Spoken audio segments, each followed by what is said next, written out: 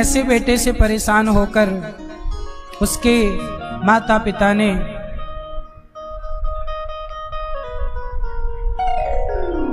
भगवान की प्राप्ति की और धुंधकारी मारा गया। धुंधकारी को कितने लोगों ने मारा? 5। आपको कौन मारता है? हमारे सबसे बड़े दुश्मन कितने हैं जानते हैं? हमारे दुश्मन 5 लोग हैं। आपके दुश्मन कितने हैं? 5। कौन कौन आपका दुश्मन? मैया बांसुरी बन करके सेवा में शंकर जी सदा। इसलिए नारद जी जैसे देव ऋषि क्या जपते हैं? नारायण नारायण। इसलिए मेरी मां शेष है नारायण, इसलिए नारायण, श्रीमन नारायण। अकेले नारायण नहीं, श्री के सहित नारायण। श्री मतलब लक्ष्मी के सहित नारायण, श्रीमन नारायण। बोलो श्रीमन नारायण। इसलिए काम करते रहो, नारायण नारायण, कृष्ण कृष्ण, राम राम। भगवान के नारायण के अनेक नाम हैं, जपते रहो। खूब नाम जपना चाहिए, यही मनुष्य का धर्म है। अच्छा बताओ, भगवान साकार है कि निराकार है? बोलो क्या है? क्यों भैया? ईश्वर सगुण है कि निर्गुण है? साकार है कि निराकार? क्या है? सगुण। तो निर्गुण नहीं है, निराकार नहीं है। आप बताओ, निराकार है तो क्या साकार नहीं है? नहीं है? पीछे भैया दोनों क्या है? दोनों निराकार और आप बताओ भैया। साकार भी और भगवान साकार भी हैं और निराकार भी। कैसे? हमारे भगवान ऐसे हैं कि बहुत शक्तिशाली है। जब चाहें, अब कुछ लोग कहते हैं कि भगवान रूप कैसे बना सकते हैं, भगवान जन्म कैसे ले सकते हैं। अरे भाई, हमारे भगवान प्रकट होते हैं। हमारे भगवान जब चाहें जौन सा रूप बना लें। क्यों बना सकते हैं रूप? क्योंकि हमारे भगवान सर्वशक्तिमान हैं। यदि वो सारे रूप ना बना पाएंगे तो उन्हें सर्वगुण संपन्न ना बोला जाएगा।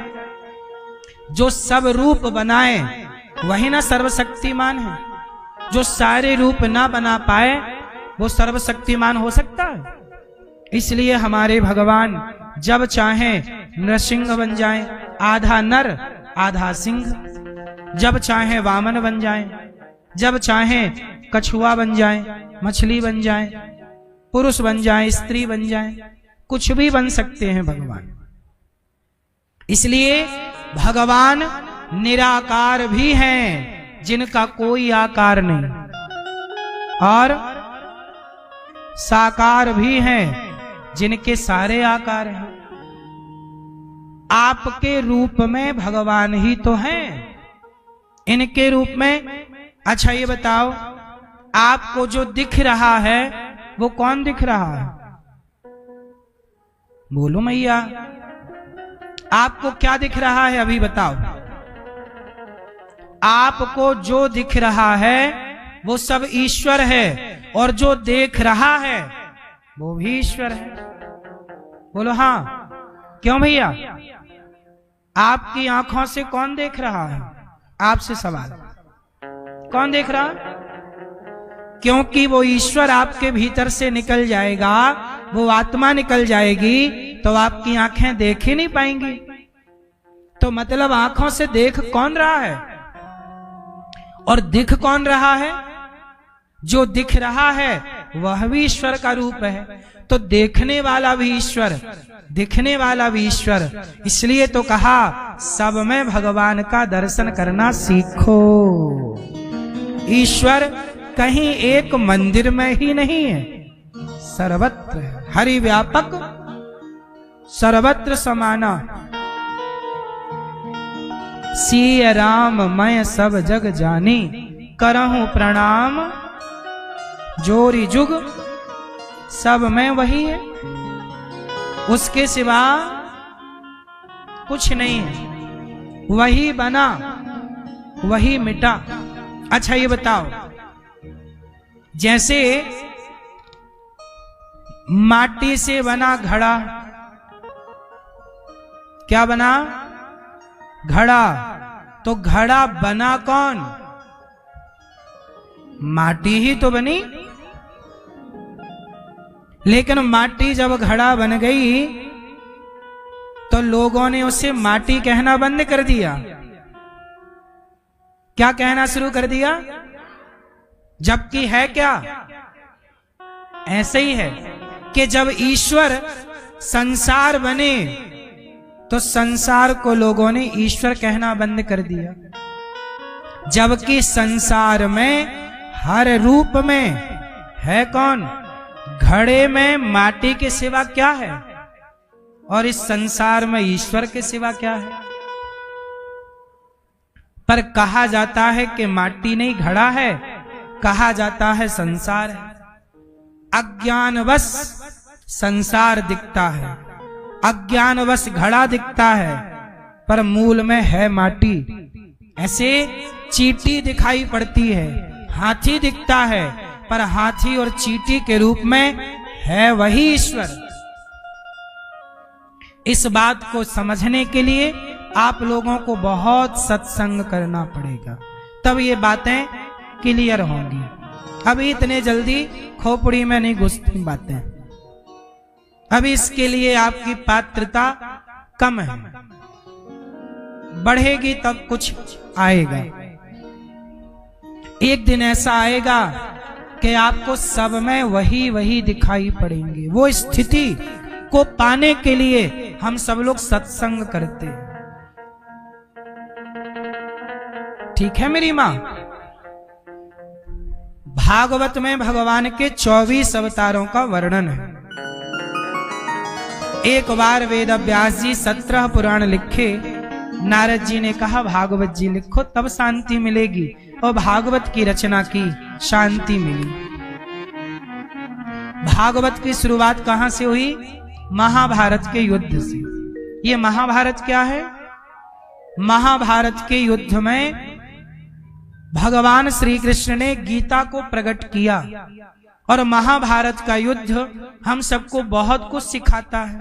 क्या सिखाता है? सिखाता ये है कि व्यक्ति कितना भी बलवान हो, पूरे महाभारत में सबसे बलवान कौन था? जरा नाम बताओ भैया, नाम बताओ। पूरे महाभारत में सबसे बलवान कौन था? कौन? कौन? बर्बरीक लड़े हैं क्या महाभारत? हम पूछ रहे हैं महाभारत में बलवान कौन था? बर्बरीक तो महाभारत के युद्ध में थे ही नहीं। महाभारत के युद्ध में जो लड़े उनमें सबसे बलवान कौन था? जोर से, कौन? भीम। इस तरफ से आवाज आई, भीम। कौन बलवान था? भीम। कौन बलवान था? अब एक ने बोला ना, सब वही वही बोलेंगे। पीछे कौन बलवान था? कौन? कौन? कौन? कर्ण। कर्ण। कर्ण कह रहे हैं कुछ लोग, कुछ भीम, कुछ कर्ण। और बताओ कौन बलवान? कौन? हाँ, पूरे महाभारत में सबसे बलवान कोई था तो भीष्म पितामह थे। कौन थे? भीष्म पितामह वो हैं जिन्होंने परशुराम जी से युद्ध करके उन्हें संतुष्ट कर दिया था। भीष्म पितामह वो हैं कि भगवान शिव से भी युद्ध करने की ताकत रखते थे। ये भीष्म पितामह वो जिनके पास इच्छा मृत्यु का, अच्छा ये वरदान इन्हें किसने दिया? इनके ही पिता शांतनु ने। इच्छा मृत्यु कोई मार ही नहीं सकता था। सबसे बलवान कोई था तो भीष्म पितामह। परंतु वो पितामह की शक्ति दुर्योधन को बचाने में लगी तो पितामह को भी बाणों की सैया में लेटना पड़ा। आप कितने भी शक्तिशाली हों पर आप गलत के साथ हैं तो आपको हारना पड़ेगा, शक्ति कितनी भी। सबसे बड़े बुद्धिमान कौन? सबसे बड़े योद्धा कौन? भीष्म पितामह के बाद दूसरे नंबर में कोई योद्धा था तो गुरु द्रोणाचार्य। बोलो, ये दोनों एक ही गुरु के चेला हैं। गुरु द्रोणाचार्य और भीष्म पितामह, इन दोनों के गुरु कौन हैं? परशुराम जी।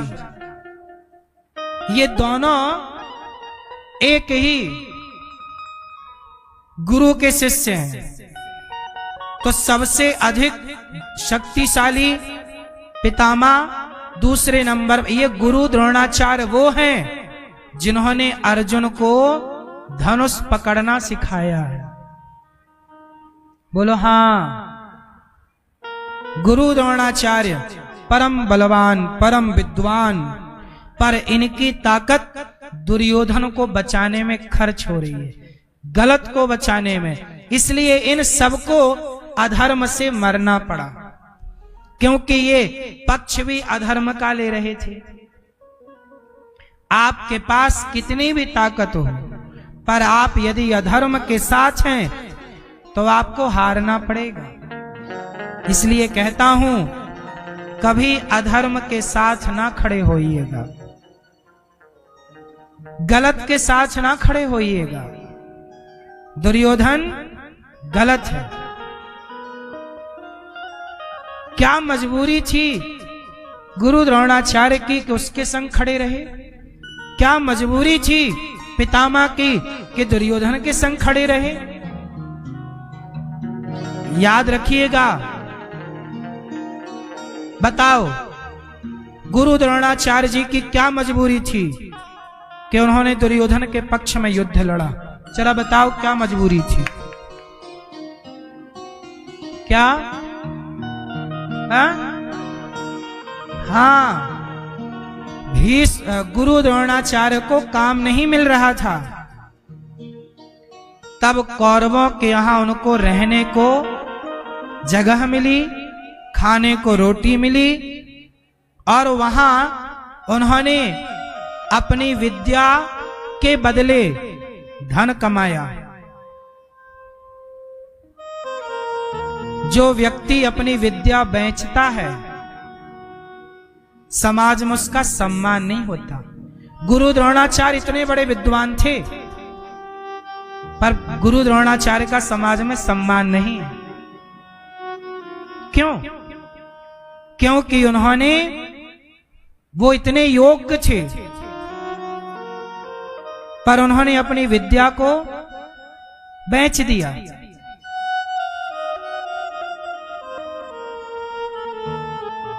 उन्होंने राजाओं का अन्न खाया, जबकि आपने देखा होगा दशरथ जी के गुरु वशिष्ठ जी अयोध्या में नहीं रहते थे। राजा दशरथ जी का अन्न नहीं खाते थे, वो अपना जंगल में रहते, अपना गुरुकुल चलाते, और जो भिक्षा में मिलता वो पाते। उन्होंने पढ़ाया राम को, राम को किसने पढ़ाया? वशिष्ठ जी ने। पर पढ़ाने का कोई शुल्क नहीं लिया, इसलिए वशिष्ठ जी का सम्मान अधिक है। कश्यपोत्री वशिष्ठस्य विश्वामित्रोथ गौतमा जमदग्निर भरद्वाज, ये सप्तऋषियों में है, पर गुरु द्रोणाचार्य सप्तऋषियों में नहीं है। कोई बहुत बड़े पद पर, बहुत सम्मान के पद पर गुरु द्रोणाचार्य नहीं है। क्यों? इन्होंने अपनी विद्या बेची और इनकी विद्या में स्वार्थ था। एकलव्य ने सीख लिया तो इन्होंने अंगूठा मांग लिया। एकलव्य ने इनसे विद्या प्राप्त कर ली तो इन्हें डर लगा कि कहीं मेरे अर्जुन से ज्यादा ये धनुर्धर ना हो जाए। भाई, गुरु का काम है पढ़ाना, ये नहीं कि ये बच्चा ज्यादा पढ़ गया तो मैं इससे कहूं कि भैया तू अपना अंगूठा दे दे। भाई, वो पढ़ गया तो आप तो गुरु थे ना, गुरु की दृष्टि सम होनी चाहिए। आपने अंगूठा कटवा लिया उसका ला, और जब आपने गलत किया ना, विद्या बेची, इसलिए गुरु द्रोणाचार्य को भी अधर्म से मरना पड़ा था। इनकी मृत्यु कैसे हुई? एक झूठ फैलाया गया कि अश्वत्थामा मारा गया, जबकि मारा गया था अश्वत्थामा नाम का हाथी। इन्हें लगा कि अश्वत्थामा मतलब इनके बेटे का नाम अश्वत्थामा था, तो इन्हें लगा मेरा बेटा मारा गया। इन्हें विश्वास नहीं हुआ। धर्मराज युधिष्ठिर से पूछा, क्यों अश्वत्थामा मारा गया? युधिष्ठिर जी भगवान कृष्ण बोले, बोल दो मारा गया। धर्मराज युधिष्ठिर बोले, गुरुजी प्रभु मैं झूठ नहीं बोलूंगा।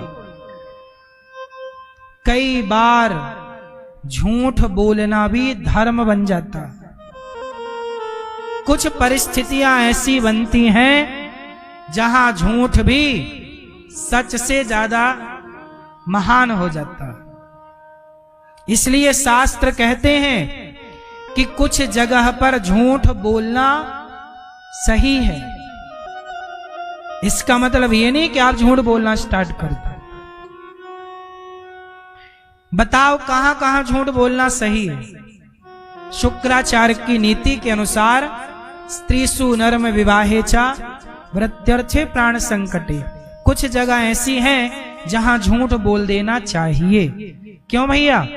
झूठ बोलना पाप है, पर कुछ जगह ऐसी हैं जहां झूठ बोलना भी पुण्य है।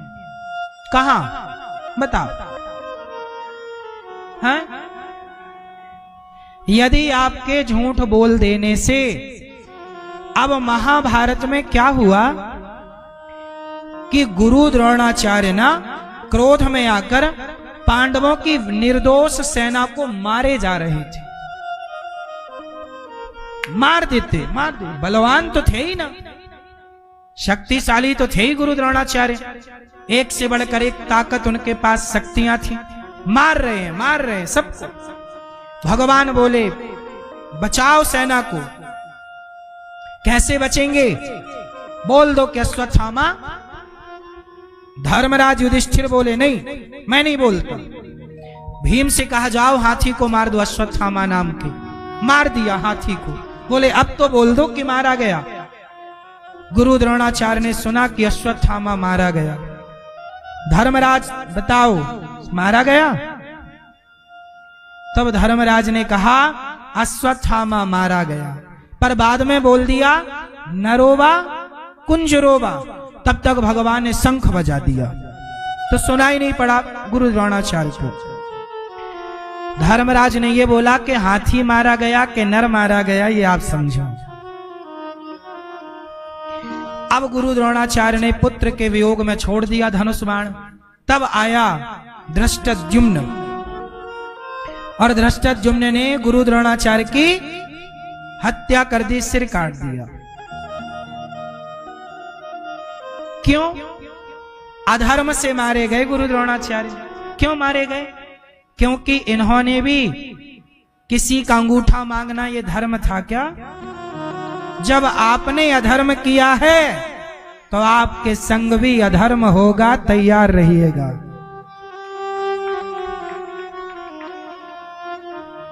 आप कोई भी क्यों ना हो, लाख आंख से देख रहा है तुझे देखने वाला। ईश्वर की आंखों से कोई बचा कि आप बचोगे? इसलिए साहब धर्म ना गवाना। गुरु द्रोणाचार्य मारे गए, अधर्म से मारे गए और समाज में इतना सम्मान नहीं मिला जितने सम्मान के वो योग्य थे। क्यों नहीं मिला? द्रौपदी की साड़ी उतारी जा रही थी, गुरुजी बैठे थे। आज यहां पे कोई लड़का किसी महिला के कपड़े उतारने लग जाए तो आप लोग ही उसे 2-4 थप्पड़ मार दोगे? बोलो हाँ। और आप लोग नहीं मारोगे तो मैं मारूंगा 2-4 थप्पड़ उसको। जब मैं कलयुग का सामान्य सा प्राणी एक महिला का अपमान अपनी सभा में नहीं देख सकता, तो गुरु द्रोणाचार्य के सामने जब एक नारी का अपमान हुआ और आपके पास सामर्थ्य थी तो आपने क्यों नहीं रोका गुरुजी? क्यों नहीं आपने द्रौपदी की रक्षा की? क्यों? क्योंकि आपने दुर्योधन का अन्न खाया है। इसलिए कहता हूं साहब, किसी का एहसान मत लीजिएगा, किसी का एहसान मत लीजिए, क्योंकि एहसान करके लोग ज्यादा कीमत वसूलते हैं।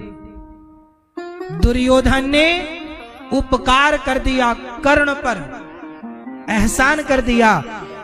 कर्ण को अंग देश का राजा बना दिया और उपकार करने के बाद सारी जिंदगी दुर्योधन कर्ण को अपनी उंगलियों पर नचाता रहा। बोलो हाँ। कर्ण को भी पता था कि दुर्योधन गलत है, फिर भी साथ देना पड़ा क्योंकि आपने उसका नमक खाया। कहता हूं मेहनत की रोटी खाओ, गरीब हो तो मेहनत करके गरीबी से लड़ो, किसी के आगे गिड़गिड़ाओ ना। दुनिया एहसान करती है एक बार और सारी जिंदगी गाएगी कि देखो हमने तुम पर एहसान किया, हमने तुम पर उपकार किया। लोग बिक जाते हैं आजकल, आजकल लोग बिक जाते हैं। स्वाभिमानी लोग रहे नहीं। स्वाभिमान द्वापर में ही नष्ट हो गया तो कलयुग में क्या रहेगा?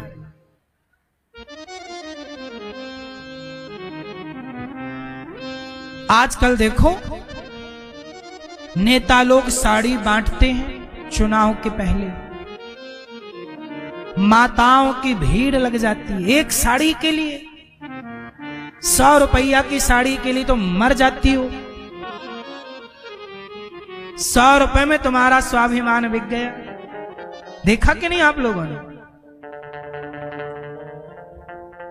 कोई सोना भी बांटे तो हमें क्या, हमारी मेहनत का हम लेंगे। कोई सोना बांटे चांदी बांटे हम नहीं जाते लेने, हम मेहनत करके कमाएंगे वो हमारा है। तुम बांटोगे हमें नहीं चाहिए। स्वाभिमानी बनो साहब। ऐसे तो लोग तुम्हें 100 रुपए 1000 रुपए में खरीद लेंगे। आज साड़ी दी किसी ने, कल तुम्हें कोई सोने की अंगूठी दे, आप कहो वाह मेरे पड़ोसी ने मुझे सोने की अंगूठी, और दुनिया तुम्हें कुछ भी दे पति के स्वाभिमान के साथ रहो, पति के सम्मान के साथ रहो। हम गरीब हैं, इसका मतलब ये नहीं कि आप हमें खरीद लोगे। आज हमारा समय अच्छा नहीं है, इसका मतलब ये नहीं कि आप हमें पैसों से खरीद लोगे। साहब, बिक गया जो, वो कहां पुरुष और कहां स्त्री। बिकते तो धंधे वाले लोग हैं, तुम बिक गए मतलब धंधे वाले हो। इसलिए अपने को ना बेचो, अपनी आत्मा को ना बेचो, अपने स्वाभिमान को जिंदा रखो। नहीं, हमारे देश में बहुत सारी स्त्रियां हैं जो बर्तन धुलती हैं, झाड़ू लगाती हैं और कमाती हैं पैसा, बच्चों को पेट भरती हैं, पति किसी का नहीं है। अकेली महिला काम करके पैसा कमा के स्वाभिमान से जिंदगी जीती है। बोलो हाँ, स्वाभिमानी है, कमाती है, खाती है, बच्चों को पढ़ाती लिखाती है। ऐसी महिलाएं भी हैं। और समाज में ऐसे लोग भी हैं कि जो अपने आप को बेचने लग जाते हैं, शरीर बेचने लग जाते हैं। समय बिगड़ा है, परिस्थिति बिगड़ी है, संभालो। दुनिया तुम्हारी कीमत लिए खड़ी है तुम्हें खरीदने के लिए, पर तुम स्वाभिमानी बनो, अपने को बेचो मत। यही सिखाती है ये कथा महाभारत की। गुरु द्रोणाचार्य ने अपने को कौरवों के हवाले कर दिया। समर्पण किया ही था तो दुर्योधन के आगे क्यों किया? पितामह को समर्पण करना ही था, गुरु द्रोणाचार्य को समर्पण करना ही था, तो भगवान कृष्ण के आगे कर देते,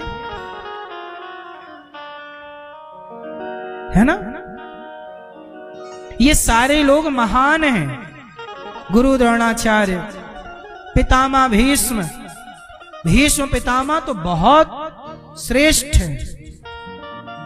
उत्तम कोटि के भक्तों में पितामह का नाम है। इसलिए भगवान कृष्ण ने अपनी भगवद गीता अर्जुन को भी सुनवाई और दूर खड़े पितामह को भी सुनवाई, उन्होंने भी सुना। बहुत बड़े भक्त हैं। विष्णु सहस्त्र नाम किसने प्रकट किया? बाणों की सैया पर पड़े हुए भीष्म पितामह ने प्रकट किया विष्णु सहस्त्र नाम। उच्च कोटि के हैं, पर साथ किसका दिया? दुर्योधन का। इसलिए आपसे कहता हूं कि गलत व्यक्ति का साथ मत दीजिएगा। यही महाभारत की कथा सिखाती है। पांडव जीत गए, कौरव हार गए। पांडव 5 थे, कौरव 100 थे। सेना कितनी भी बड़ी हो, जीत किसकी होनी है? सत्य की। सत्यमेव सत्यमेव जयते, सत्य की ही विजय होगी। अब भगवान धर्मराज युधिष्ठिर को राजा बनाते हैं और द्रौपदी के 5 पुत्रों को अश्वत्थामा ने सोते हुए मार दिया। द्रौपदी आई, भगवान की शरण में अर्जुन आए, कहा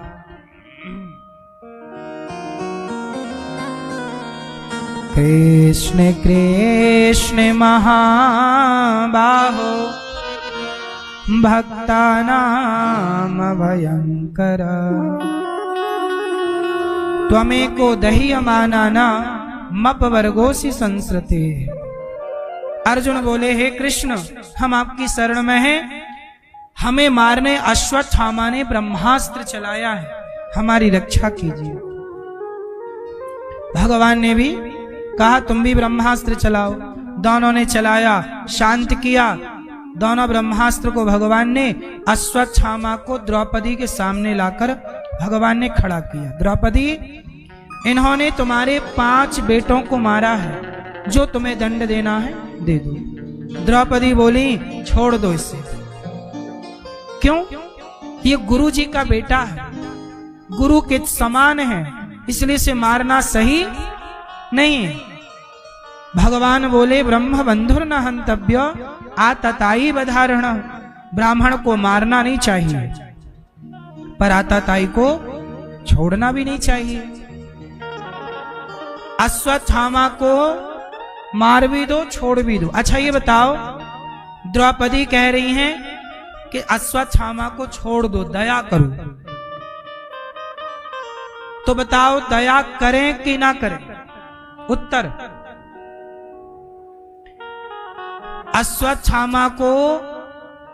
अश्वत्थामा पर आरोप है कि इन्होंने द्रौपदी के 5 बच्चों को सोते हुए मारा है।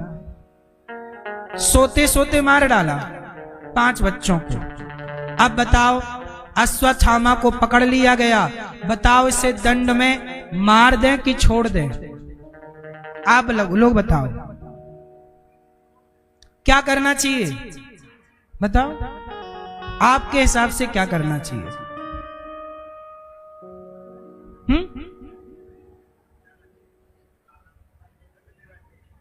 दंड देना चाहिए। कौन सा दंड? क्यों?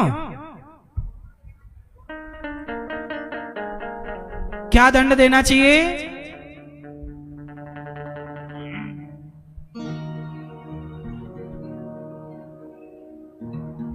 उनके बच्चों को भी मार देना चाहिए।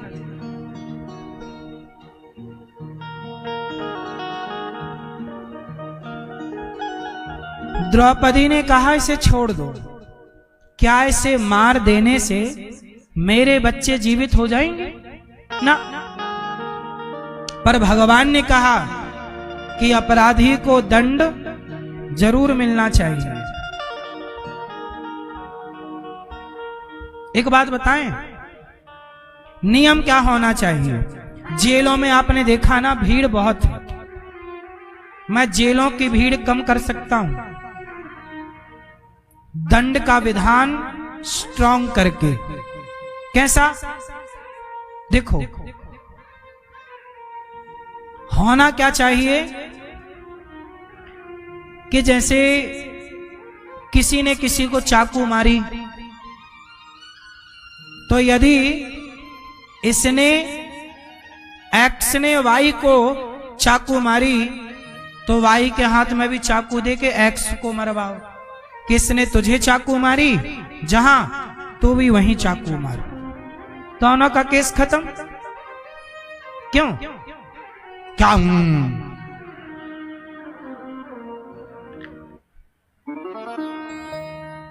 आप किसी को चाकू मारोगे तो आपको भी चाकू मारी जाएगी कि नहीं? यही तो न्याय है। क्यों? तुमने किसी को मार डाला, तुम्हें भी मार डालना चाहिए। तुमने किसी को गोली मारी, तुम्हें भी गोली मारी जाएगी। खत्म। इससे क्या होगा ना, सरकारी खजाने जो बर्बाद हो रहे हैं ना कैदियों को खवाने में, इससे अपराध कम होगा।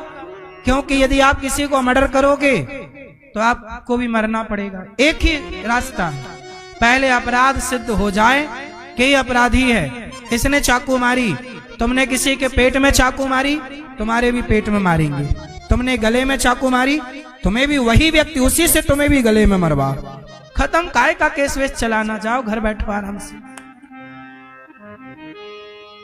जैसे को यही न्याय। तुमने किसी को किडनैप किया तो तुम्हें मृत्यु दंड दिया जाएगा सीधा। तुमने किसी की जान के साथ खिलवाड़ किया, सीधा। काहे लंबा 2-4 साल केस चलाते हो? सीधा फांसी। सबसे बढ़िया है मृत्यु दंड। यदि मृत्यु दंड होने लग जाए अपराधों में, जघन्य अपराधों में, तो अपने आप डर के कारण सिस्टम बन जाएगा। अमेरिका में कोई गाड़ी को, लंदन गया मैं, कोई गाड़ी को ओवरटेक नहीं करता जल्दी से। हमारे यहां तो लाल सिग्नल पार कर जाते हैं, लंदन में, इंग्लैंड जैसे, ब्रिटेन जैसे देशों में, वहां कोई ड्राइवर वहां के रूल नहीं तोड़ता। क्यों? रूल तोड़ेगा तो उसके जो वो होता ना ड्राइविंग लाइसेंस, उसको 12 नंबर मिलते हैं। एक रूल तोड़ने पर 2 नंबर कम हो जाते हैं। आपने यदि रूल तोड़ा तो आपके सारे नंबर खत्म करके 1 साल के लिए आप गाड़ी चला ही नहीं पाओगे। एक रूल तोड़ने पर आपके नंबर कम हो जाते हैं। यदि आपने 3 बार रूल तोड़ा तो आपका लाइसेंस खत्म, 1 साल आपको गाड़ी चलाने को नहीं मिलेगी। और वहां गाड़ी ना चलाना बहुत बड़ी सजा है, क्योंकि सब चीजें दूर दूर हैं। वहां 2 व्हीलर नहीं होती, वहां 4 व्हीलर ही होती है। वहां 2 चक्के की गाड़ी नाक के बराबर है। तो वहां तो गाड़ी, वहां का पांव गाड़ी है। कानून मजबूत है तो व्यवस्थाएं बनी हैं। वहां घर लकड़ी के होते हैं, चोरियां कम होती हैं, क्योंकि वहां अमेरिका में गया, बताए वो कि यहां पुलिस इतनी एक्टिव है कि फोन लगाओ पुलिस के लिए तो फोन कटते कटते पुलिस आ जाती है। इतनी फास्ट सर्विस है, 3 मिनट के अंदर तो पुलिस आ ही जाएगी, वरना फोन रखते रखते पुलिस आ जाती है। हम लोग भी, हमारे यहां तो फोन लगाओ, जब सब हो जाएगा तब कोई आएगा। क्या हुआ भैया? होली हुई। हमारे यहां पैसे जिसके पास हैं वो अपने पक्ष में न्याय करा सकता है। बोलो हाँ। हमारे देश में न्याय इतना स्लो है कि अभी आपने खबर सुनी होगी, एक आदमी को 40 साल पहले 100 रुपए लेने की घूस का आरोप लगा था। अखबार में अभी सुना कि टीवी पे आपने, ताजा खबर 1 महीना पुरानी, 100 रुपए का उस पर आरोप था। किसने 100 रुपए की घूस ली? 100 रुपए का क्या किया? बेईमानी की। 40 साल तक उसे जेल में रखा और 40 साल बाद छोड़ा तो उसे बाइज्जत बरी मिला। 40 साल बाद उसे न्याय मिला और पाया गया कि उस पर जो आरोप लगा था 100 रुपए का, वो बेबुनियाद था। एक व्यक्ति को 100 रुपए के कारण 40 साल जेल में रखा गया और 40 साल बाद छोड़ा गया, ये कह के कि ये बाइज्जत बरी है। सोचो, ये भारत है, यहां न्याय देने में 40 साल लग गए। 100 रुपए का न्याय करने में 40 साल, तो 1000 रुपए का न्याय करने में कितना साल लगेगा इस देश में? लाख रुपए का न्याय करने में कितना साल लगेगा इस देश में? क्यों मेरी मां? ऐसा है भारत, और ऐसा है भारत का सिस्टम। 100 में से 90 बेईमान, फिर भी मेरा भारत महान।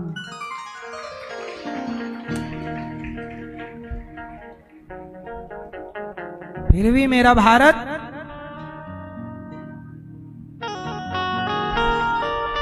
सोचो, यदि सिस्टम इतना मजबूत। अच्छा ये बताओ, ज्यादा से ज्यादा न्याय 1 साल के अंदर मिल जाना चाहिए, क्योंकि 1 साल में सब समझ में आ जाता है कौन सही है। 1 साल बहुत है किसी की पड़ताल करने को, जानने को, उसकी पूरी स्टडी करने को 1 साल बहुत है।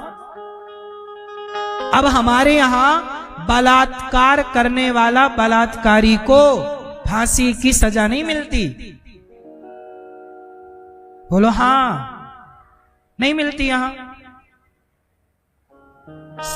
जेलों में ऐसे उसको खिलाते पिलाते हैं जैसे जीजा को खिला रहे हैं।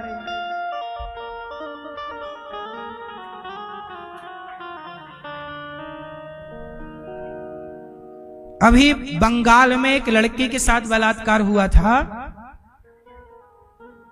है ना? वो डॉक्टर लड़की थी, उसकी आंखें फोड़ दी और आंखें फोड़कर उसकी बलात्कार हुआ। उस अपराधी को पता नहीं अभी तक फांसी मिली कि नहीं। अभी एक दूसरा नया बलात्कार हुआ। रोज यहां कोई ना कोई बलात्कार हो जाता है और पता ही नहीं चलता कि हुआ क्या।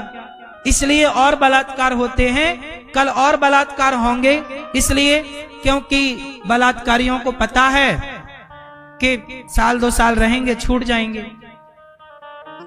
सीधा फांसी होनी चाहिए, और वो भी जेल के अंदर नहीं, चौराहे पे फांसी, लाइव टीवी पर दुनिया देखे कि इसने ये अपराध किया, फांसी। इससे क्या होगा? डर होगा। फिर बलात्कारी डरेंगे।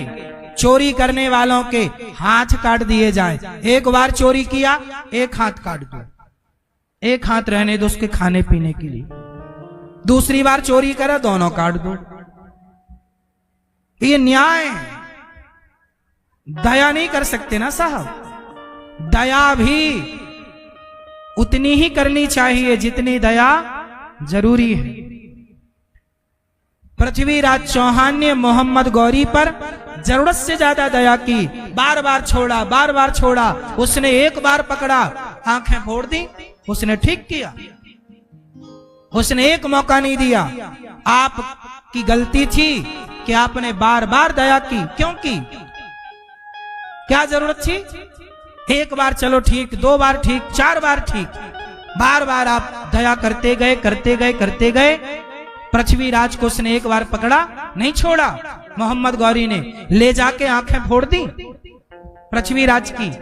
संयोगता को जिंदा जलना पड़ा पृथ्वी की पत्नी को, पृथ्वीराज की पत्नी को। फिर इतनी दया ना करो कि तुम्हारी बहन बेटियों को जिंदा जलना पड़े। दया उतनी करो जितनी जरूरी है। यही धर्म है। अति दया की भी, अति सर्वत्र वर्जयेत, अति किसी की ना हो।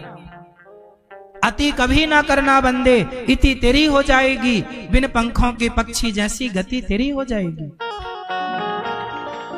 अति कभी ना करना।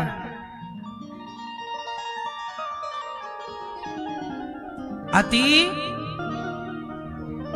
किसी चीज की अच्छी नहीं। अति भला ना बोलना, अति भली ना चुप। ना अति चुप रहना अच्छा है, ना अति का बोलना अच्छा है। अति किसी की ना हो। बात समझ में आ रही है? दया कितनी करें, किस पर करें, कहां करें, दया कहां ना करें।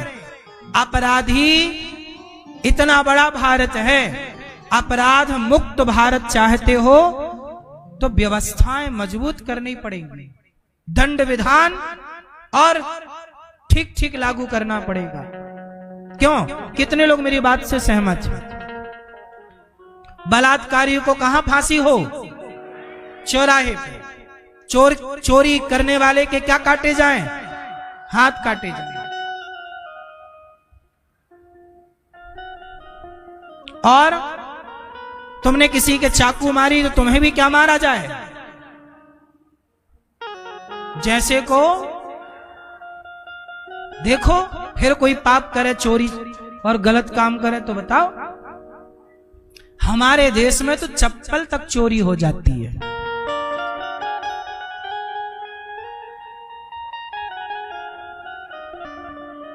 बोलो हाँ, और किधर छोड़ दो। जिस देश में चप्पलें नहीं बच रही, हाँ उस देश में क्या बचता होगा? ये हालत है।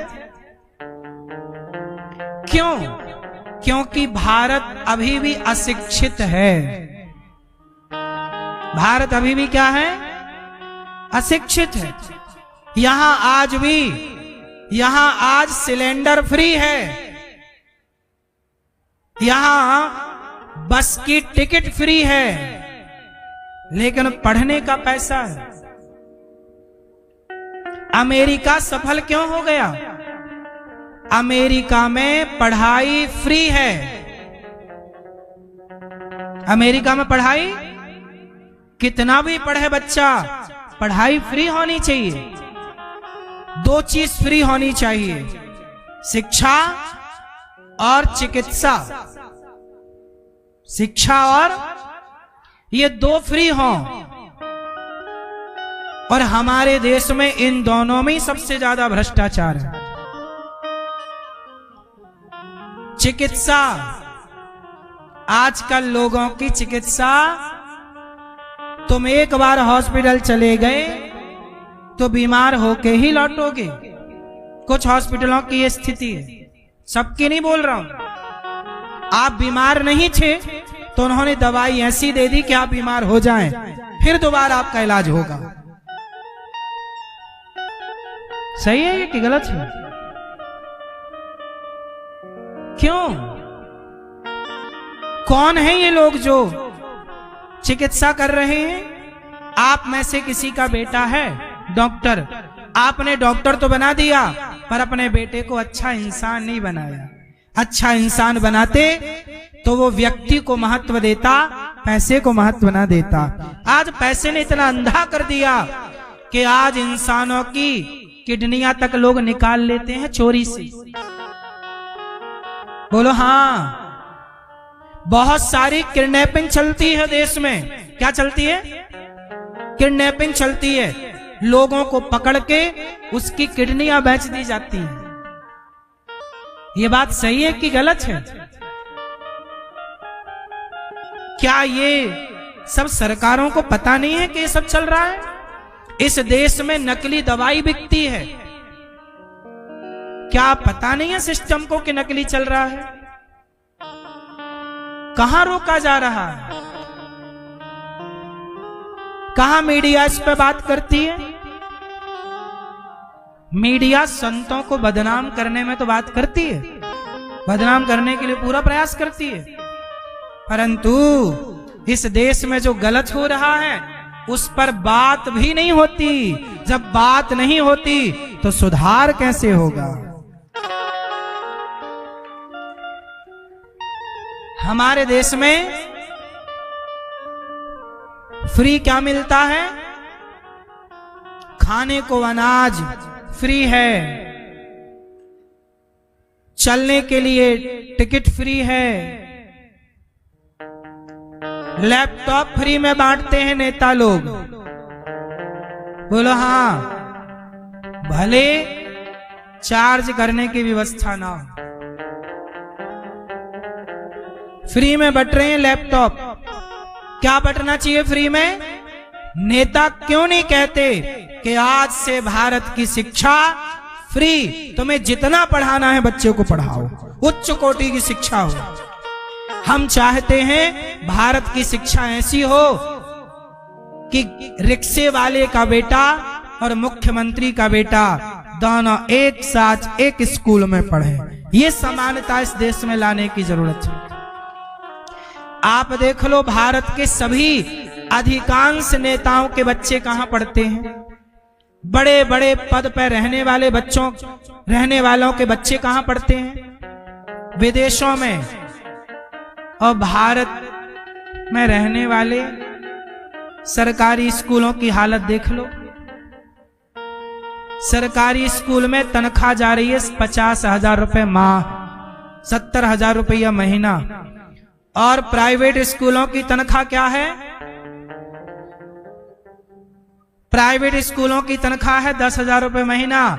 और हर लोग प्राइवेट में पढ़ाना चाहते हैं, जबकि प्राइवेट में जो टीचर है उसको 10,000 रुपए महीना मिलता है और सरकारी में 70,000 रुपए महीना मिलता है।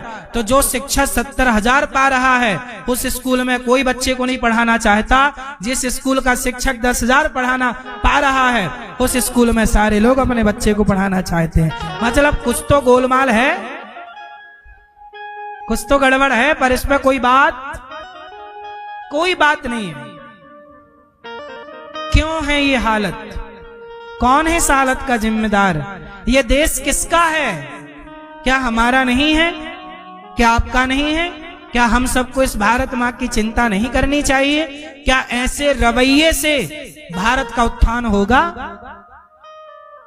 नेता आए, बोले मैं ये माफ कर दूंगा, सारा बिल माफ कर दूंगा, बिजली का सारा ये कर दूंगा माफ करते कैसे हैं? भारत पे आज भी हजारों करोड़ का कर्जा है कि नहीं? ये नेता लोग वादे करते हैं, चुकाते कैसे हैं? फलानी दुनिया की उस बैंक से, अमेरिका की बैंक से पैसा ले लिया है तो तुम्हारा बाप थोड़ी चुकाएगा, चुकाएगी तो भारत की जनता ही। कौन चुकाएगा? कर्जा ले लेके घी पीना सही है? जरा सोचा करो, भारत पर कितना कर्जा है, आपके राज्य पर कितना कर्जा है, क्यों?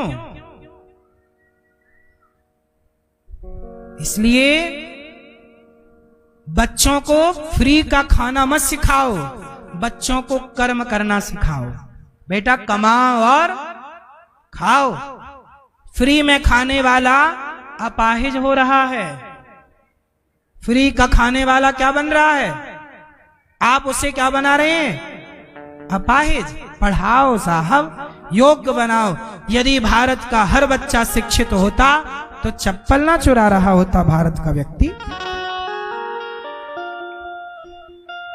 सही है गलत है? इसलिए थोड़ा भारत के बारे में सोचा करो मेरी माँ। ये नेता तो आएंगे जाएंगे, पार्टियां बनेंगी बिगड़ेंगी, पर ये भारत तो सदा रहेगा।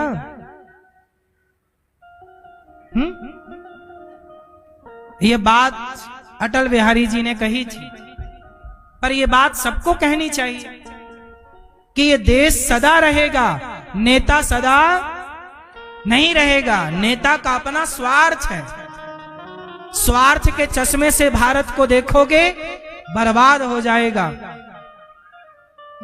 यदि नेता अपना स्वार्थ छोड़कर राष्ट्र की सेवा 5 साल कर लें तो फिर भारत सोने की चिड़िया बन जाएगा। लेकिन हर व्यक्ति केवल अपना स्वार्थ देख रहा है। बोलो हाँ कि ना? इसलिए मेरी मां, कितने लोग भारत मां से प्यार करते हो? करते हो? आप में से किसी का बेटा डॉक्टर है, किसी का बेटा इंजीनियर है, किसी का बेटा एडवोकेट है, किसी का बेटा नेता है तो उसे बोलना कि बेटा तू अच्छा डॉक्टर बन, पैसे कमा, पर जान बचा के कमा बेटा, जान बचा के कमा। ईमानदारी से कोशिश कर कि वो बचे, पूरी जान लगा दे तू।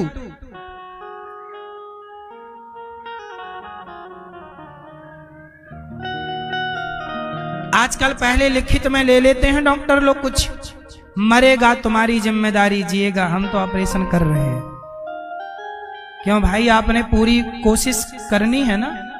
कई बार आप देखते हो ऑपरेशन गलत हो जाता है, टाका लगा दिए, पता चला कैंची अंदर रह गई पेट के। ऐसा हुआ कि नहीं? टाका लगा दिए, पता चला कि रुई अंदर रह गई, कॉटन। अब फिर खोलो, रुई निकालो, फिर लगा। कपड़ा सिल रहे हैं कि पेट सिल रहे हैं पता ही नहीं चल रहा है। इतनी लापरवाही कैसे हो सकती है भाई? इसका मतलब है ध्यान पैसों में है, अपने कर्तव्य पर। एक अच्छा डॉक्टर वो है जो अपने कर्तव्य को पहले करे। क्यों जी? बोलो। एक अच्छा एडवोकेट वो है जो अपना कर्तव्य पूरा करे पहले, पैसा हो जाएगा। राष्ट्र पहले, कर्तव्य पहले, पैसे को बाद में रखो। आजकल सबसे आगे पैसा है, पैसे ने बुद्धि बिगाड़ रखी है। पैसा कमाना बुरा नहीं है दोस्तों, कमाओ। किसके लिए कमाओगे? इतने बड़े बड़े पैसे वाले लोग हैं, एक व्यक्ति को पानी नहीं मिलता इनके घर पर कि इनके घर के बाहर एक प्याऊ लगा हो। बॉलीवुड पिक्चर बना बना के हजारों करोड़ कमाता है। और ज्ञान क्या देता है? शंकर जी पे दूध क्यों चढ़ाते हो? गरीबों में बांटो। तो इनसे पूछो बॉलीवुड वालों से, तुमने कितना गरीबों में बांटा भाई? बांटने की बातें सब करते हैं, बांटता कोई नहीं है। पैसा कमाओ साहब। देखो ये दास अनिरुद्ध भी आपसे भिक्षा मांगता है और आपसे पैसे लेकर गौरी गोपाल में जितनी सेवाएं चल रही हैं, मैं आपको ये बात केवल ये बताने के लिए बोल रहा हूं कि पूरे भारत को घूम कर आइए, बॉलीवुड घूम कर आइए, बड़े बड़े नेताओं के यहां घूम कर आइए, और गौरी गोपाल में जितनी सेवा चल रही है कहीं होए तो बताइएगा मुझे। जबकि मैं नाम कोई बॉलीवुड से जुड़ा व्यक्ति हूं, ना अभिनेता हूं, ना नेता हूं।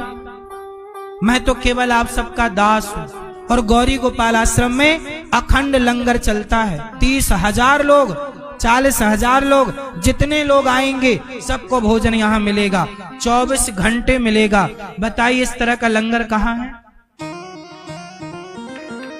क्या नेताओं और अभिनेताओं के पास पैसे की कमी है? लेकिन उनका पैसा केवल अपने और अपने परिवार के लिए है। इसलिए कहता हूं पैसे कमाओ, परिवार के लिए सब कमाते हैं। आओ राष्ट्र की सेवा करते हैं, राष्ट्र के लिए कमाओ। ये गौरी गोपाल में जो सेवा चल रही है, सबको भोजन मिल रहा है। बताओ ये राष्ट्र की सेवा है कि नहीं? सरकार 2 रुपया किलो देती है, यहां तो फ्री में मिल रहा है। सरकार कच्चा देती है, यहां तो पका हुआ मिल रहा है। बोलो, क्या ये सेवा नहीं है राष्ट्र की? आप भी सेवा करिए, अपने स्तर से करिए सेवा। आप भी पैसा कमाइए और जहां आपको लगे कि हमारे पैसे की इनको जरूरत है, मदद करिए। अपने आजकल लोग कहां रख रहे हैं कमा कमा के? अपने बच्चों के लिए। यार बच्चों को योग्यता दो, काबिलियत दो, पैसे मत दो ज्यादा। यदि बच्चों को आपने जरूरत से ज्यादा पैसे दे दिए तो बच्चे अपाहिज हो जाएंगे, कमाने का टैलेंट भूल जाएंगे, क्योंकि बाप का दिया है। पैसे का क्या करना चाहिए? आप लोग बताओ, पैसा क्यों कमाते हैं लोग? क्यों कमाना चाहिए भैया बताओ? पैसे क्यों कमाना चाहिए? मैया बैठो मेरी माँ, पैसे क्यों कमाना चाहिए? आप बताओ हैं? सेवा के लिए कमाना चाहिए। आप करते हैं सेवा, ठीक है। क्यों कमाना चाहिए पैसे बताओ? क्यों? आप बताओ पैसे क्यों कमाने चाहिए?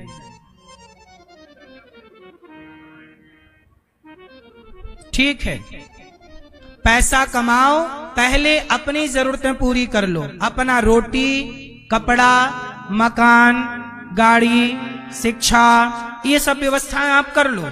यदि आपके पास गाड़ी, बंगला सब कुछ है, फिर भी आपके पास पैसा है, तो उस पैसे से समाज की सेवा करिए साहब। जोड़ के रखने की जरूरत नहीं है। आजकल पता है बड़े बड़े पैसे वाले लोग क्लबों में जाते हैं, एक रात में 50,000 रुपए खर्च कर देते हैं। बोलो हाँ, 1 लाख रुपया गवा देते हैं। उन्हें पता ही नहीं कि 50,000 की कीमत क्या है। हमसे पूछो, 3-3 घंटे जब आपको समझाते हैं, ये गला भी बेचारा रो पड़ता है हमारा, तब जाकर के हम इन सारी सेवाओं को कर पाते हैं। 1-1 रुपए की कीमत क्या है हम जानते हैं। आप अपने बच्चों को ये नहीं बता पाए कि 50,000 की कीमत क्या है। जब कीमत ही नहीं पता तो सारा बर्बाद ना कर देगा, क्लबों में उड़ा देगा।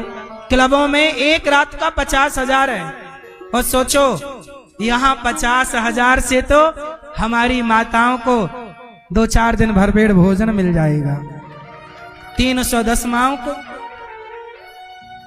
50,000 की कीमत कितनी बड़ी है, कितने लोगों का पेट भर सकता है। 50,000 रुपए से, और आप 50,000 एक रात में उड़ा देते हैं क्लबों पर। ये पैसे का सदुपयोग है कि दुरुपयोग है? बोलो मेरी मां। इसलिए बच्चों को पहले पैसे की कीमत समझाओ। पैसे कमाना अच्छी बात है। ये बताओ, पंडित श्री मदन मोहन मालवीय जी का नाम किस किसने सुना है? सुना आप लोगों? पंडित श्री मदन मोहन मालवीय नहीं सुना? पंडित श्री मदन मोहन मालवीय जी, जिन्होंने बीएचयू की स्थापना की, विश्व हिंदू यूनिवर्सिटी काशी में है, भारत की सबसे बड़ी यूनिवर्सिटियों में एक यूनिवर्सिटी है। कहां पर? काशी। बीएचयू का नाम है, विश्व हिंदू यूनिवर्सिटी। किसने बनवाया? पंडित श्री मदन मोहन मालवीय जी ने बनवाया। जब अंग्रेजों का शासन था, हमारे देश में कोई भी बड़ी यूनिवर्सिटी नहीं थी। गांधी जी को पढ़ने के लिए लंदन जाना पड़ा था। क्यों? क्योंकि भारत में कोई पढ़ने की व्यवस्था नहीं थी। गांधी जी कहां पढ़ के आए? विदेश में पढ़ के आए। गांधी जी जब पढ़ने गए, उसी समय पंडित श्री मदन मोहन मालवीय जी ने, उसी काल के समकाल आगे पीछे, पंडित श्री मदन मोहन मालवीय जी ने सोचा कि मेरे भारत के बच्चों को बाहर ना पढ़ने जाना पड़े, भारत की शिक्षा इतनी मजबूत हो कि दुनिया पढ़ने यहाँ आए। ऐसा सपना देखकर उन्होंने भिक्षा मांगी, भैया थोड़ा थोड़ा सहयोग करो, सहयोग करो। और उन्होंने भीख मांग मांग कर एक यूनिवर्सिटी बनवाई, जो आज भी दुनिया की सबसे बड़ी यूनिवर्सिटियों में एक है, जिसे बीएचयू कहते हैं। और पंडित श्री मदन मोहन मालवीय जी ने बनवा कर उसे राष्ट्र के लिए समर्पित कर दिया। आज भी उसमें हजारों नहीं लाखों बच्चे पढ़ते हैं। आज भी दुनिया की कोई भी भाषा ऐसी नहीं है जो भाषा वहां ना पढ़ाई जाती हो। कोई विषय ऐसा नहीं है जो विषय वहां ना पढ़ाया जाता है। एक व्यक्ति ने यदि इच्छा शक्ति रखी तो किया कि नहीं? बस एक को जागने की जरूरत है। एक व्यक्ति भी चाह ले तो सब कुछ कर सकता है, बस करने का जज्बा हो, इच्छा शक्ति हो। और नहीं करना तो गांधी जी भी तो पढ़ के आए थे विदेश, वो भी तो चाहते। जब भारत आजाद हुआ तो गांधी जी ने ये नहीं सोचा कि मैं भारत को यूनिवर्सिटियां दूं, नहीं, उन्होंने भारत का बंटवारा करना सोचा। उन्होंने सोचा कि चलो बांट देते हैं। अरे बांटने में जितना दिमाग लगाए उतना दिमाग यूनिवर्सिटियों को बनाने में लगाए होते तो आज भारत अखंड हो रहा होता। अखंड भारत। आज ये पहलगांव वाला हत्याकांड ना होता कि जातियां पूछकर, पहलगांव में ही हुआ ना, जातियां पूछ के, तुम्हारा धर्म पूछ के ठा ठा करके गोली मार दी। ये किसकी देन है? बंटवारा करने वालों की देन है साहब। आप मानो ना मानो, बंटवारा ना होता तो आज ये कांटा ना चुभ रहा होता भारत को। बोलो हां कि ना?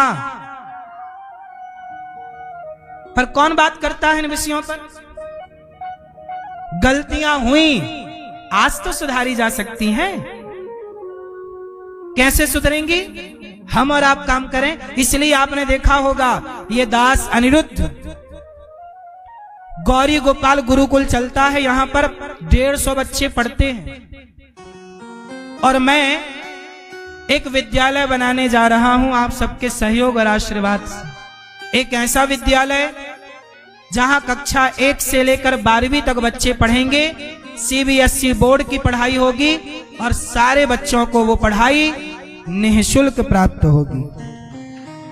मैं चाहता हूं कि मैं अपने भारत के बच्चों को निःशुल्क पढ़ाऊं। शिक्षा फ्री होनी चाहिए। राम को शिक्षा फ्री मिली थी गुरु वशिष्ठ जी के यहां।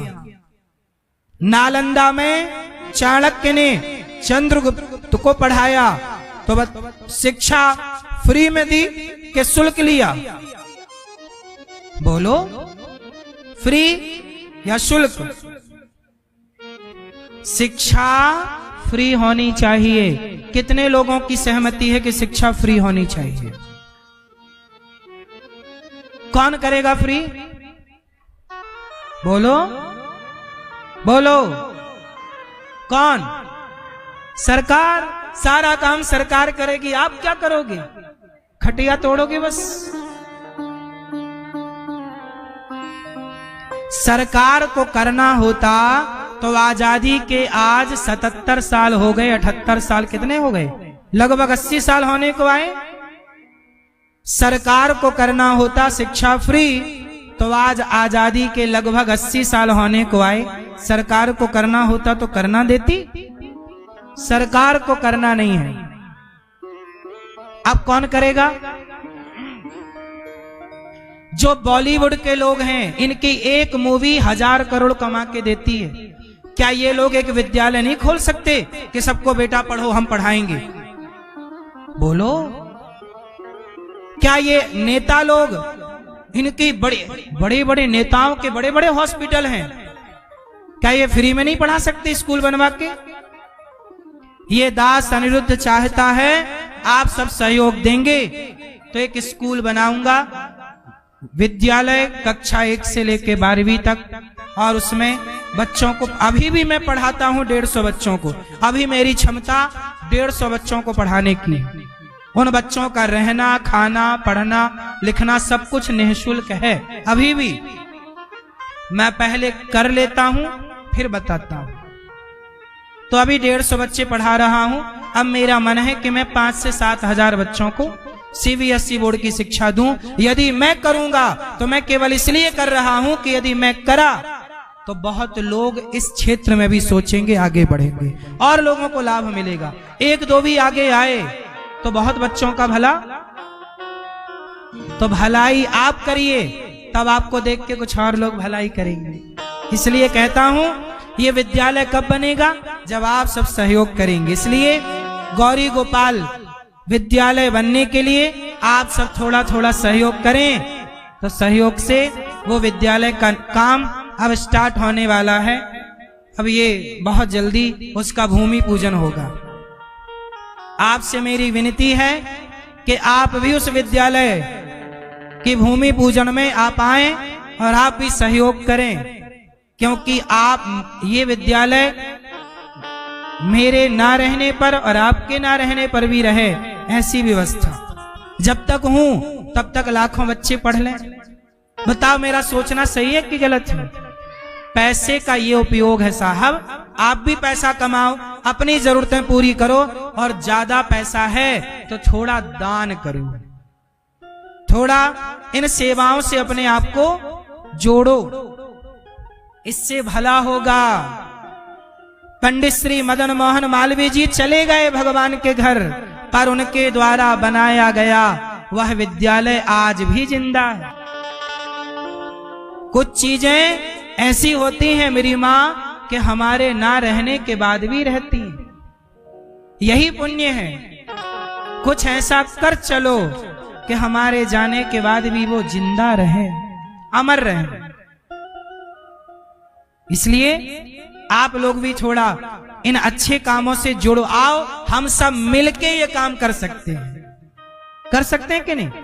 और मैं आपको एक बात और कहूं, यदि भारत का प्रत्येक व्यक्ति ईमानदारी से अपनी अपनी कमाई का 2% दान करने लग जाए, तो आपका ये बेटा अनिरुद्धाचार्य, मैं भारत के हर बड़े बड़े शहर में हर जगह एक निःशुल्क स्कूल बना के आप क्षेत्रवासियों को समर्पित कर सकता हूं। पर यह कब होगा? देखो, स्कूल जो टीचर रखेंगे उन्हें तो पैसा देना ही पड़ेगा। यदि आप अपनी कमाई का दान करना शुरू कर दें, सब हो सकता है। लेकिन आज का व्यक्ति, दान करने वाले लोग कम हैं।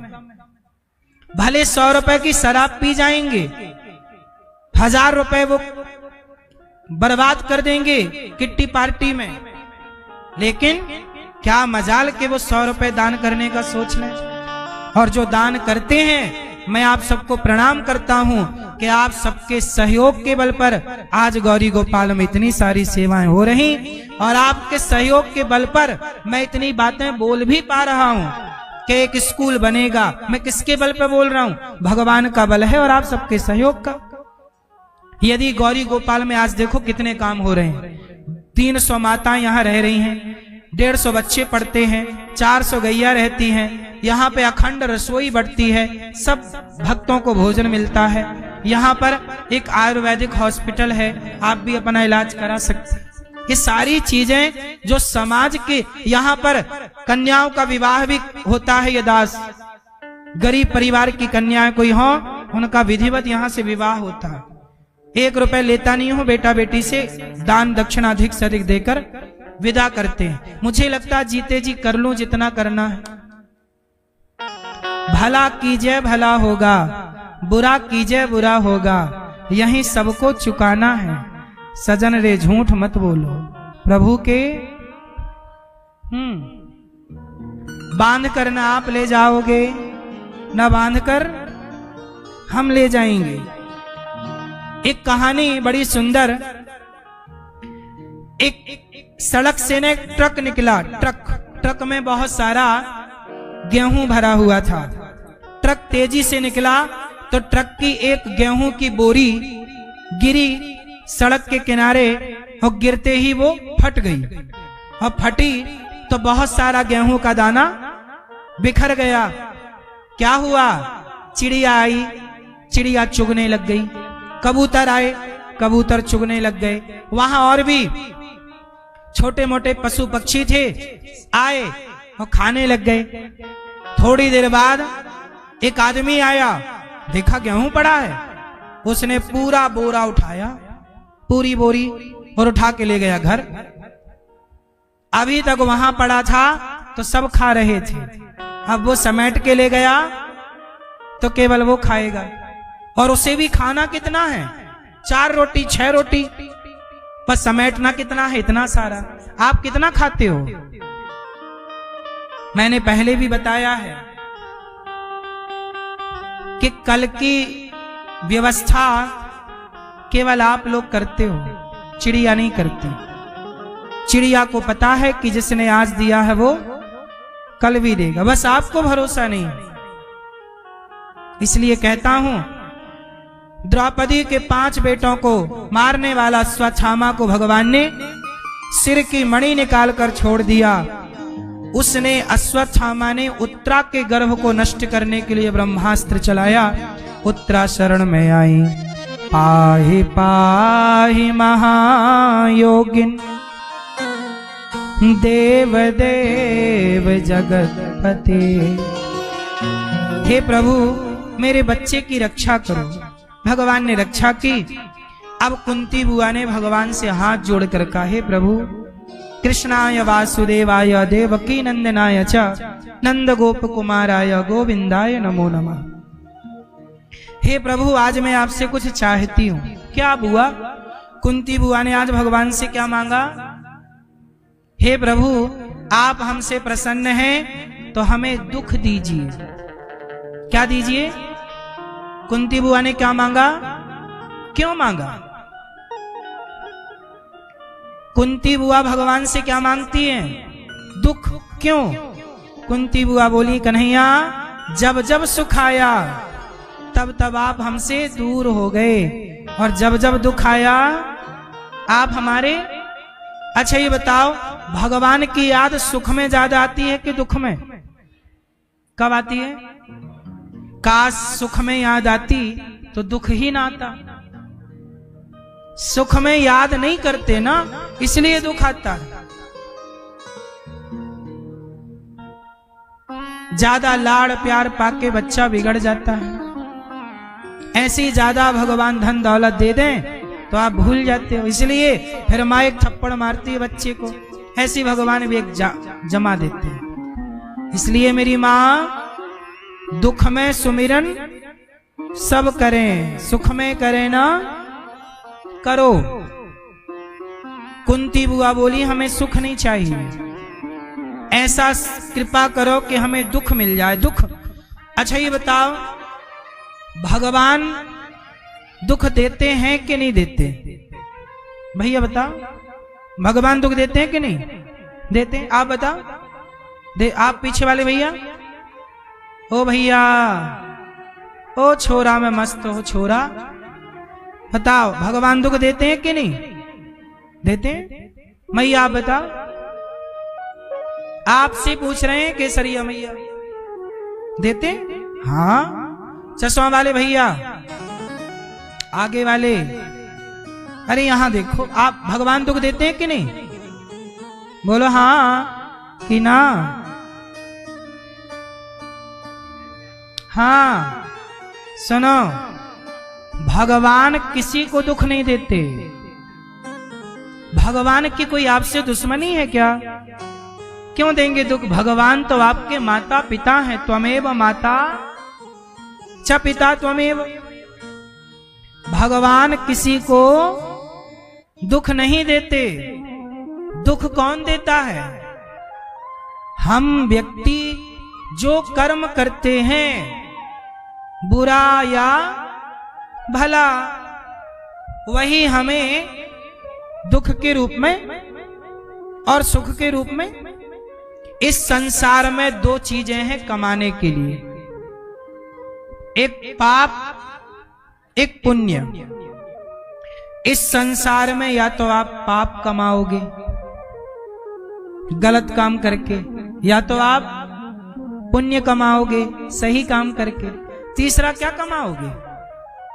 आप जो भी करते हैं, जो भी कर्म करते हैं, उस कर्म से या पाप बनता है या तो हर क्षण या तो आप पाप कमा रहे हो, या तो आप यहां बैठे हो तो आप यहां क्या कमा रहे हो? पुण्य। आप या तो यहां बैठ के पाप कमाओ, यहां कक्षा में बैठे हो तो पुण्य कमा रहे हो। लेकिन इसी समय यदि आप अपने घर में होते तो किसी की निंदा कर रहे होते, चुगली कर रहे होते, कुछ खुरापात दिमाग लगा रहे होते, या तो आप अपना काम कर रहे होते ईमानदारी से। यदि आप अपना ईमानदारी से काम कर रहे होते तो अपने घर पे भी पुण्य कमा रहे होते। यदि कुछ गलत कर रहे होते तो आप अपने घर में अभी पाप कमा। हर समय पाप कमाता है व्यक्ति और हर समय पुण्य कमाता है, और जो कमाता है वही कमाई का फल उसे मिलता है। हमने पाप कमाए, हमें पाप का फल मिला। हमने पुण्य कमाया, पुण्य का फल मिला। आप सुखी हो मतलब आपके पुण्यों का फल आपको मिल रहा है। आप दुखी हो तो चलो बताओ, कोई अंधा है, कोई लंगड़ा है, कोई बहरा है, चलो बताओ उसे अंधा किसने बनाया है? किसी को लंगड़ा किसने बनाया?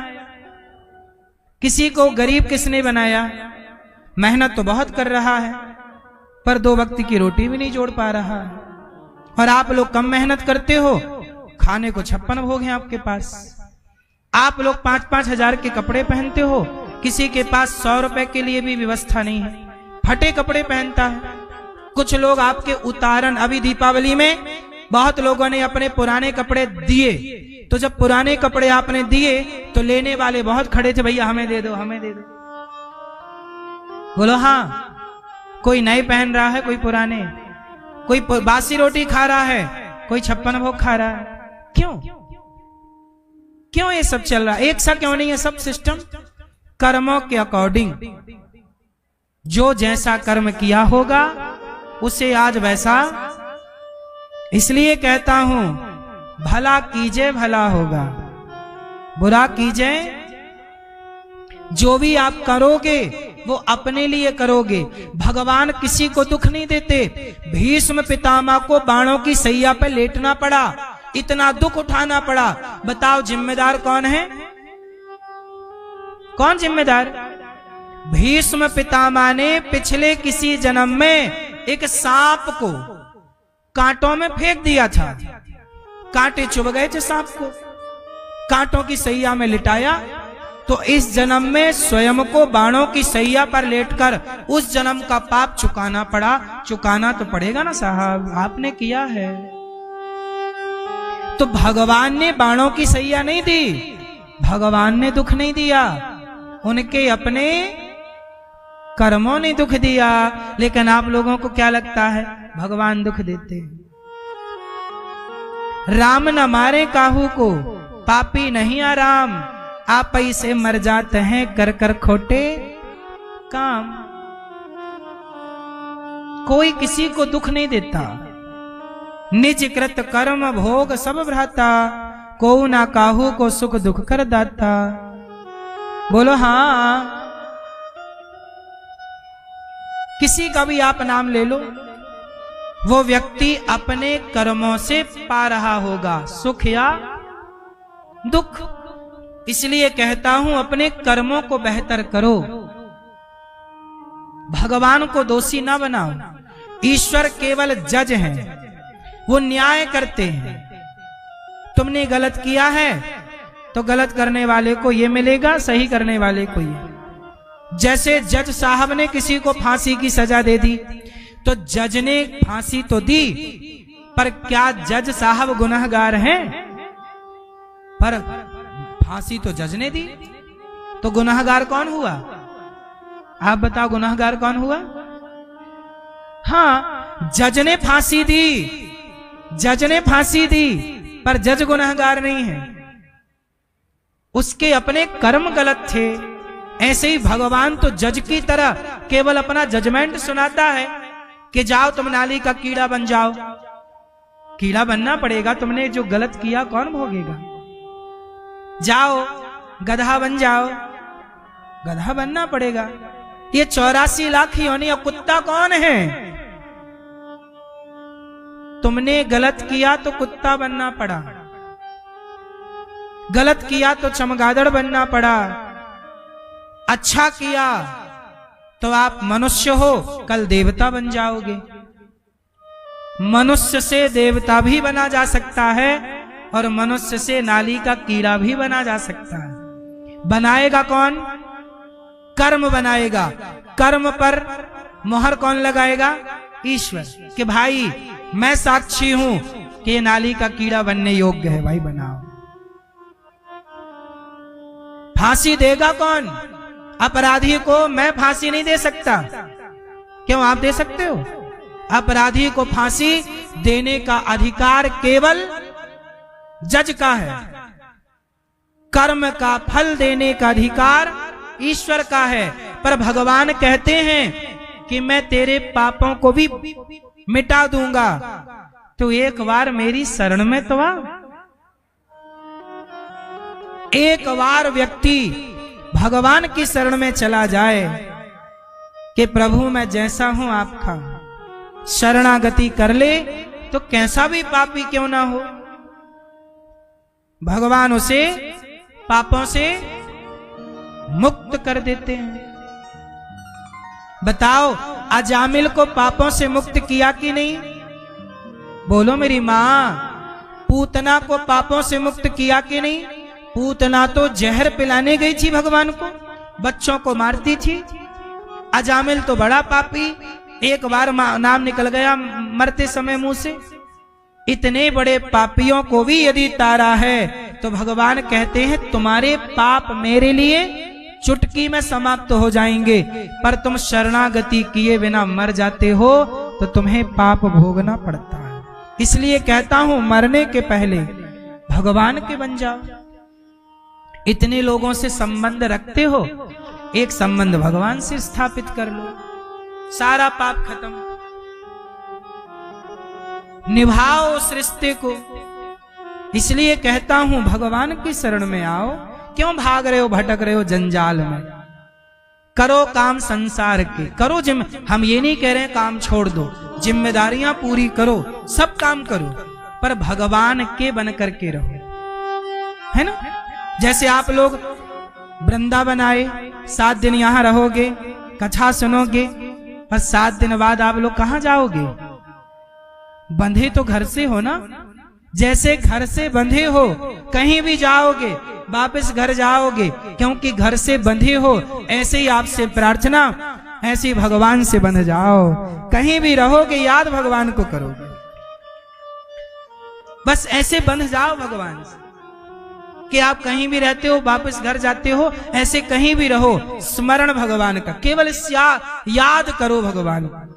बोलो याद, याद, बोलो याद।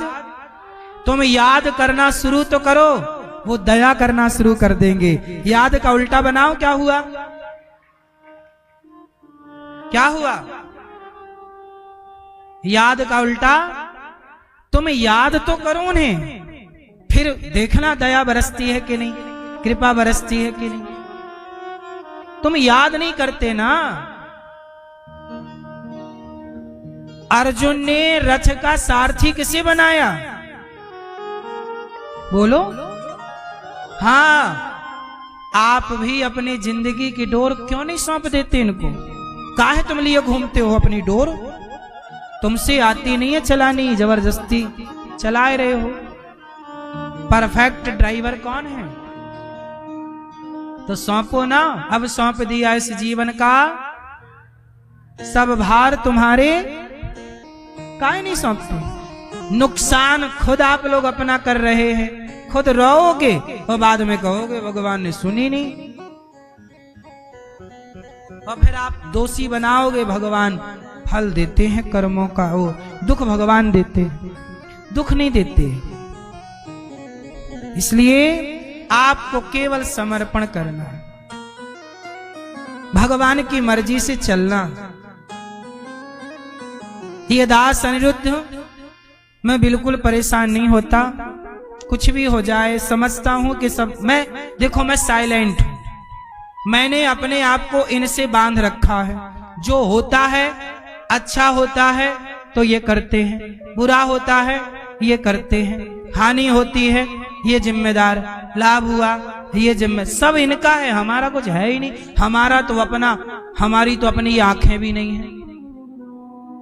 आपकी आंखें आपकी हैं, हमारे तो अपने ये हाथ भी नहीं है। जब हमारे हाथ ही अपने नहीं हैं तो हम किसको अपना मान लें भाई? हमने तो सौंप दिया, आप कब सौंपोगे मेरी मां? करो ना शरणागति, हे प्रभु सब आप। इसलिए गौरी गोपाल आश्रम में इतनी सारी सेवाएं व्यवस्थाएं चलती हैं, पर अनिरुद्धाचार्य को तनिक भी टेंशन नहीं है। क्यों? हम अपना काम करेंगे।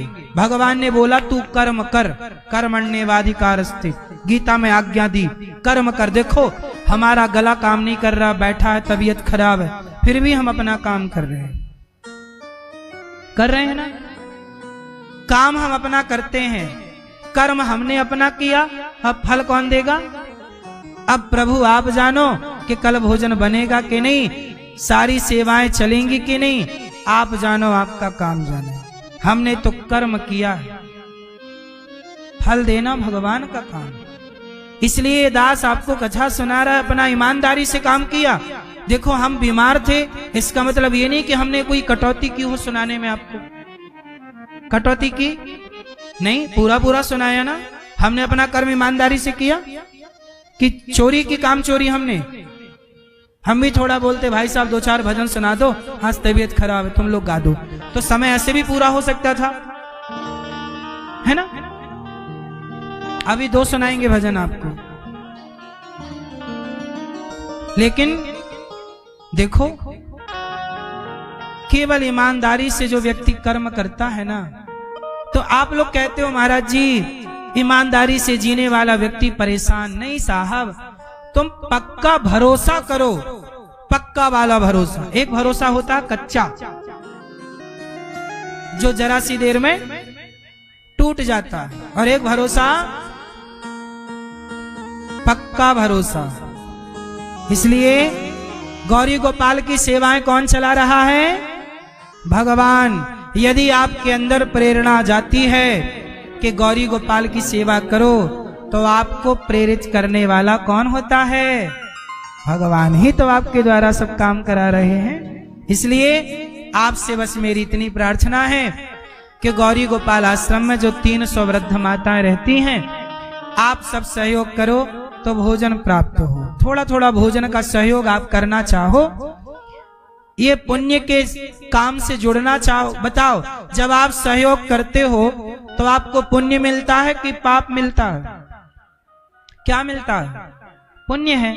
किसी को भोजन आपने वृद्ध माओ को आप चाहो तो कल का भोजन माओ को आप कराओ कि आपकी ओर से माताओं को भोजन बांटा जाएगा। सभी माओ को आप भोजन की सेवा कर सकते हैं। भोजन की सेवा आप कराओ वृद्ध माओ को अपनी ओर से, कि आपकी ओर से माओ को भोजन बटेगा। यहाँ पर माँ को आप नाश्ता बंटवाना चाहें तो माँ को नाश्ता बंटवा दीजिए कि आपकी ओर से माँ को नाश्ते की सेवा होगी। आप माँ को चाहें तो रात्रि के दूध की सेवा कर सकते हैं, जो आपसे बने। यहाँ की सेवाओं से आप अपने आप को जोड़ सकते हैं। एक दिन का भोजन वृद्ध माँ को आप चाहें तो करवा दें। यहाँ संतों को भोजन मिलता है, हजारों संत भोजन करते हैं। एक दिन का भोजन आप चाहो तो करवाओ। देखो, ये गौरी गोपाल की सारी सेवाएं करता कौन है? भगवान। और ये दास अनिरुद्ध यदि कह रहा गौदान कर सकते, आओ कुछ भक्तों ने सहयोग किया, नाम सुनते हैं।